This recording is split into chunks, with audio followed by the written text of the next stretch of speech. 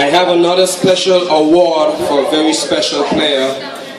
I saw this player on the basketball court, on the outdoor basketball court, shooting some hoops all by himself. Very quiet, very humble, doesn't talk much. And he has never missed a practice. Never missed a practice. He's also the most disciplined player on the Lightning basketball team. And his name is Tousain Jeffrey. He's 16 years old, everybody. He's doing excellent in school, excellent grades, and he's supported very much by his family. Thank you, Tousain. I want to tell you it's an honor to be your coach. You have never let us down. I look forward to coaching you for many more years, and then you make it to the NBA. That's his dream, everybody. Give him a round of applause.